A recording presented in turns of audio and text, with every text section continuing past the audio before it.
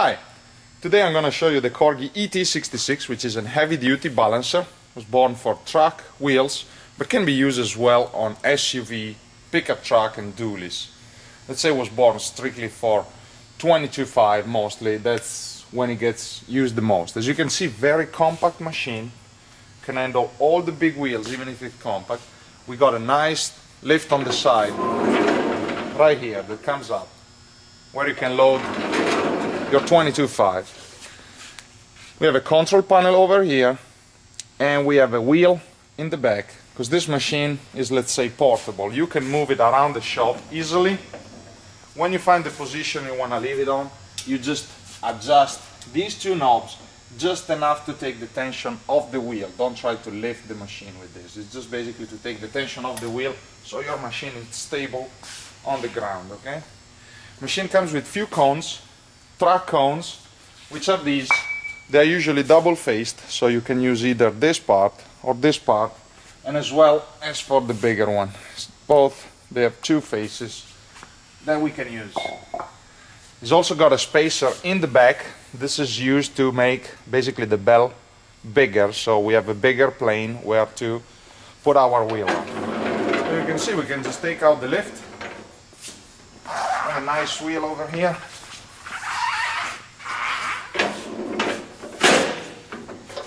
And as you can see, very easily you can bring it out. Try to put it as much as you can in the center.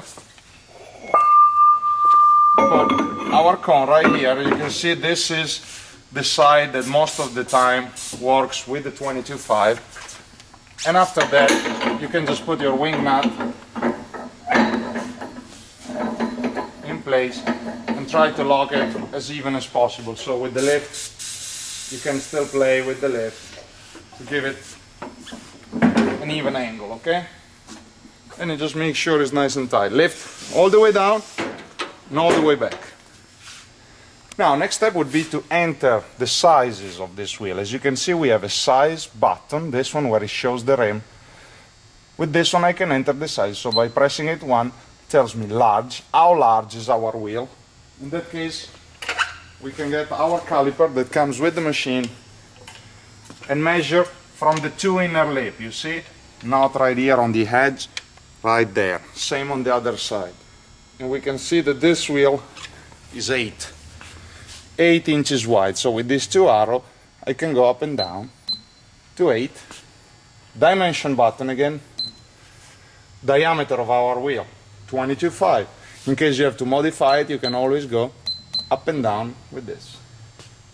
Dimension again, this is the last dimension we need to know before we balance, which is the distance from the machine. As you can see, you have this gauge over here. Again, you put it on the inner lip, that's where the bead sits usually. And on the meter here, we can read our distance, which is 165 in this case. Again, you can just enter it from there, and when you're done, you press finished. Now we are ready to do the first spin. The only thing you will have to check what program you want to use. In this case we have a steel rim, so we are going to do a dynamic balance. As you can see, we have these two LEDs, which they show me internal and external. These are the clip-on weights, so we will use the weights like these on the two external side, okay? But first we are going to do a spin. So this is your brake knob. As you can see, the wheel, it's brake now. If I release this, I can move it. This button activates the rotation, so basically make it spin. This is a little of the tricky part. You have to wait these lights to go, all 4 of them to light on, and after that you can let go the rotation button but keep holding the brake. Just like that, you keep holding your brake, and in a few seconds you will have the reading of the imbalance of this wheel. You can see it tells me 8 inches wide, 22.5 diameter. And when I'm done, I let go the brake and it tells me 7 and 5 ounces. So all I have to do now is release the brake again and bring this light towards the center. One of the two, doesn't matter if you do the internal or the external first. But as you can see now, I stop on the 5 ounces on the external side of the rim. So all I do now, I get my 5 ounces weight 12 o'clock, try to stay as precise as possible at 12 o'clock.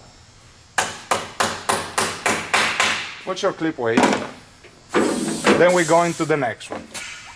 Next one, we just rotate it until I highlight the 7, like that. Again, 12 o'clock, right here. Try to stay towards this arrow, so the more precise we are, less likely we have to spin more and more. Now you can just do your spin check. So basically, again, release the brake, hit the rotation button. When all 4 lights light on, you let go, and we'll check the result. If you have done this operation correctly and the machine is calibrated, you will always have 0.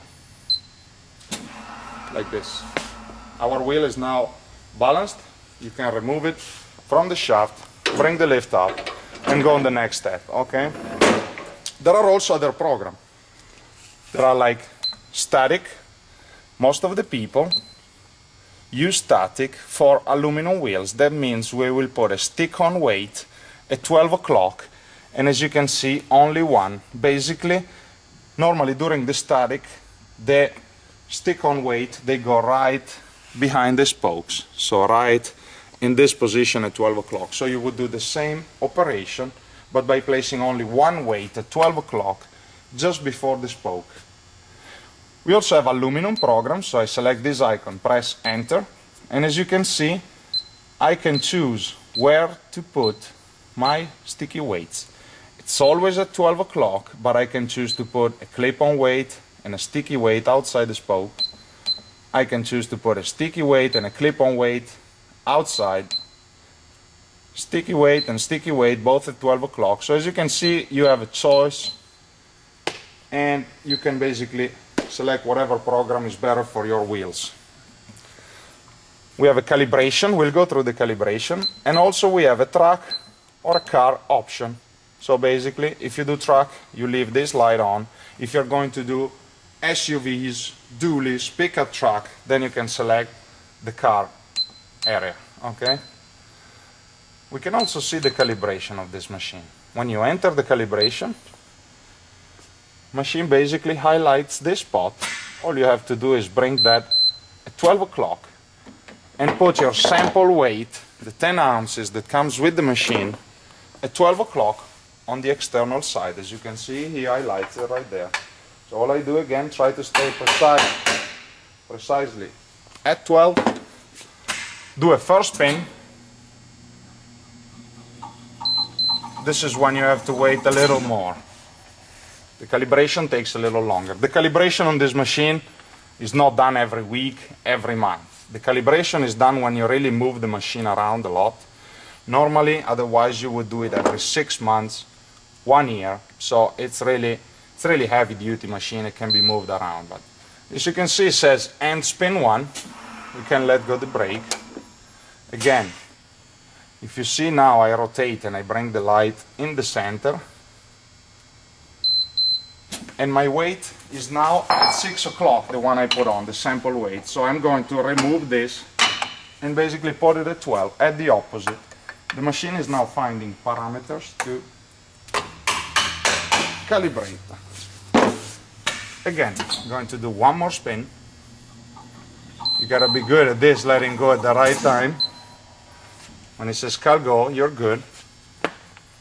You just wait a few seconds. Now the machine is doing all the thinking, is basically resetting the parameter by knowing where the weight is. When it beeps 3 times, like this, that means the calibration was successful.